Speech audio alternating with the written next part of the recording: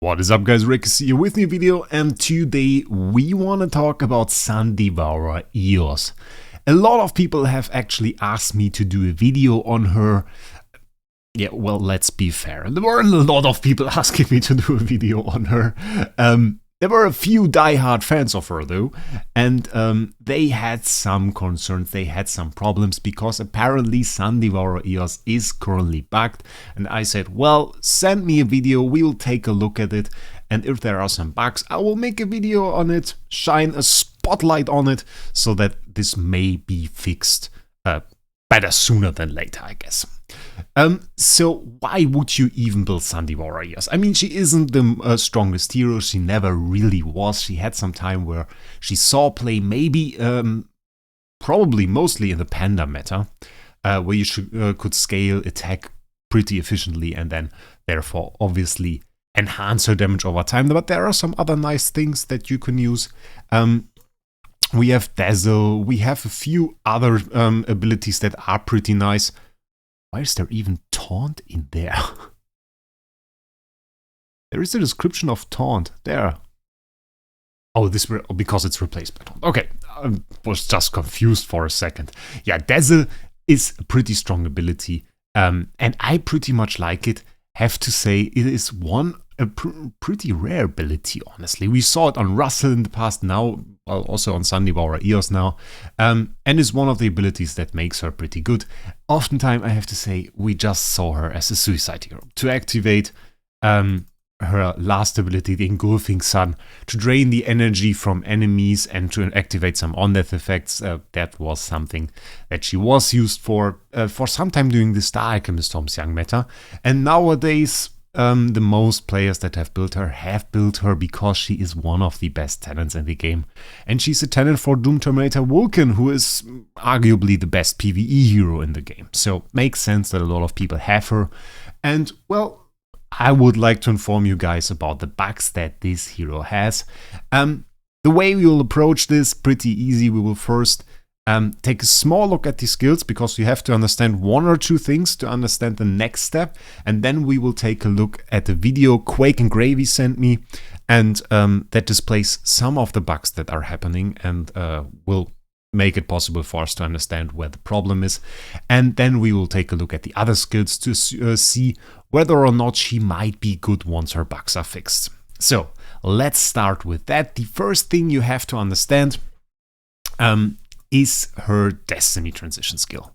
Her Destiny transition skill in her base form is at the end of each round, consumes transition power owned by self. For every 2 layers of transition power consumed, deals 300% of attack damage to all enemies. This effect can be triggered up to 3 times, cannot release the skill without enough layers of transition power.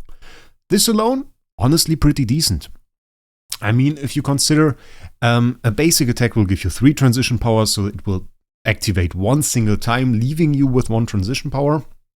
Or you can do an active skill with the active skill transition power gain, and it will trigger up to 3 times, or it will trigger 3 times, consuming the 6 transition power. So this is pretty nice, honestly. You can trigger multiple effects probably, and get multiple layers of damage in to hit the enemy, which is a pretty cool effect. That being said, that was already the first thing you had to understand, because now we will look at an example video of a Devourer EOS used in PvP for some testing. Another thing I want to point out, and we will see that in a second, we will get the EOS in the video uses her basic attack with basic attack transition power gain. So we will, at the end of the round, expect to see 1 hit of this transition skill. Also, to point out the basic, we take a look at that. The basic attack targets front row enemies, dealing 1200% of attack damage, and burns them. And there we have fixed burn at 1500% of EOS attack, or 12% of the target's max HP. And keep in mind, the burn inflicts damage once it's inflicted, 1 time, and then at the end of each round. So at the same time, we also expect to see our Destiny transition skill. There are some sublimations here, though nothing that is really important to us. A damage reduction, but that is likely not that important. We are looking for damage numbers. So those 2 things you have to keep in mind. The basic attack bleeds burns the enemy, and then we expect to see 300% here, plus all of the pivot effects. Okay, that is our video SS tier Devourer EOS. Sadly, quality not perfect, but we will manage, we can find the details, I promise. So, first of all, it's showing us that he indeed has the effects. Yeah, that is the basic attack, transition power gain, and this one I have to show for a second. I will stop the video at certain points. If the target's HP is no less than 50%, additionally deals 600% of attack damage to the targets. So, what we expect to see at the end of a round when this transition skill activates, or this pivot effect activates on top of the transition skill, we expect to see one damage number of the 300% attack that we deal with the Destiny transition, and then an additional number from the 600% that we have here. And on top of that, of course, one tick of damage from the damage over time effect. So let's hop into a fight. He has it all set up here. It's pretty good against Cosmo Boxer. And we see... Oh, 1 second. Bam, there it is. So, we just did the basic attack, and we got 2 damage numbers. One time, the 237 million, which is the damage, the 1200% attack damage. And then right afterwards, we get 85 as soon as the burn is inflicted, 85 million. This is the damage over time effect. And this is important to remember, 85 million. Okay. Other EOS attacks, end of the round, and we already missed it, it's pretty fast. So, the Destiny transition skill activates. We see it with this green symbol, which is nice that they included the symbol. We again find ourselves with the 85 million here. 85 million is our damage over time effect, of course. We saw that before. And now, a second later, we have 70 million. And this is one single damage number. So that means we got only one of the hits. Bit of a problem. We expected to see at least 2 hits on top of the damage over time effect. So, bit bad. But might be problem in that DH maybe fused those 2 damage numbers up to be a single damage number. Let's watch it again. 85 and 70 million. He skips the fight. We can repeat it. Same effect. We get the main damage number and the dot. 88 million it is this time. And again, we find it here. 88 million, 72 million, 72 million from the Destiny transition. So, now he does something that is pretty important. He changes this. He changes this to additionally deals 3000% number of surviving enemies to each enemy. So this should, in our situation where we face one single enemy, substantially buff our damage. And the number that we saw of 70 million in the first example and 72 million in the second example should be way higher now, because we upgrade from this first pivot that only does 600% of attack damage to one that does 3000. So that should be a pretty noticeable damage increase. Again, same situation, single EOS versus single EOS. We stop here to see the damage numbers. It was blocked, but we get an 85 million damage over time effect. A round end now, and we get 85 million and 70 million. 85 you can't really see. Wait, you could. There. 85 million, 70 million. Same numbers. And the problem that we see here is that those pivot effects don't seem to trigger at all. Those numbers seem to purely be from the Destiny transition main skill itself, and apparently Quake already reported that to the DH game support, and they haven't really fixed it. Which of course isn't very nice. We see some further examples here towards the end of the video. He also changes this one more time, though. I think there we have the holy damage increase. That is also quite interesting.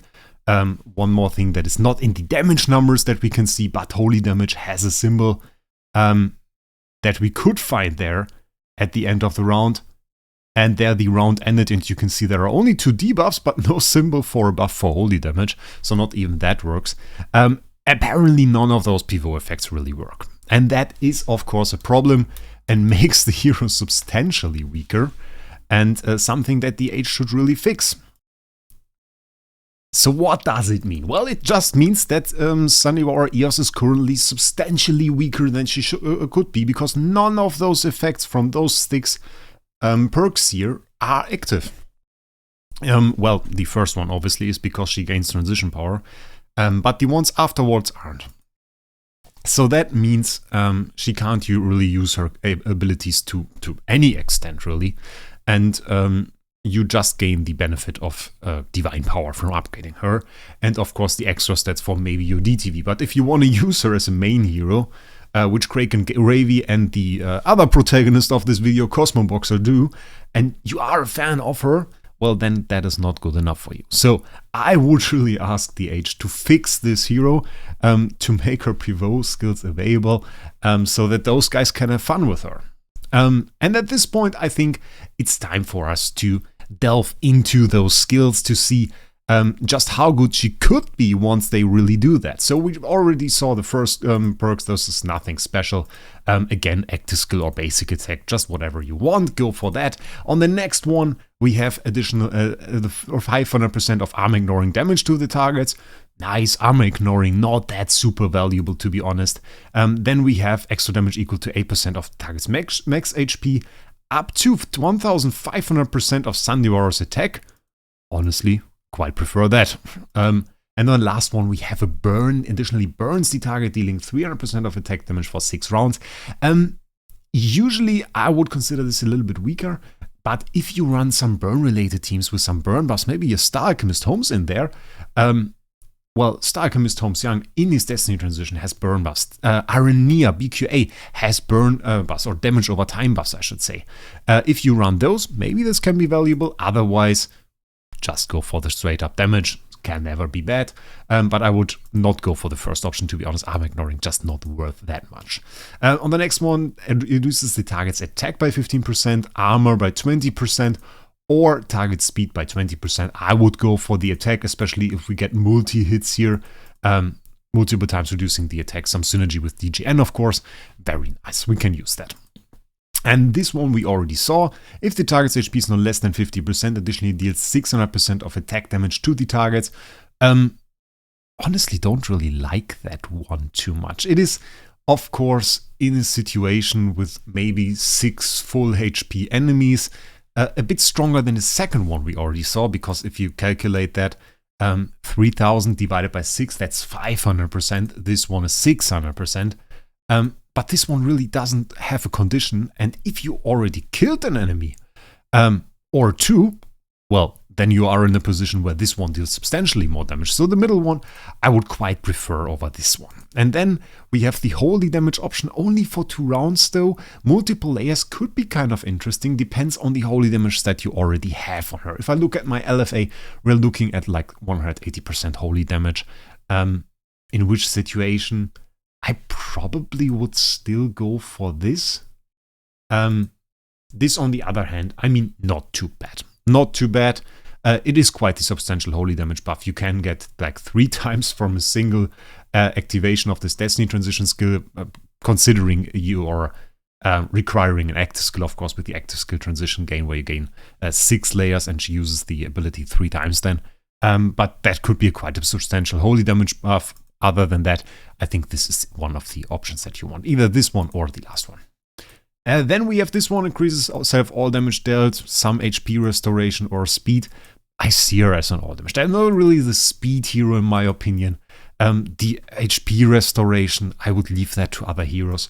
But some substantial all damage dealt, well, that can never be bad for such a hero. Then let's check out her Nirvana skill, the Destiny rank 6 skill. Changes the transition skill to at the end of each round, consumes transition power owned by self every 2 layers of transition power consumed, deals 300% attack damage to all enemies.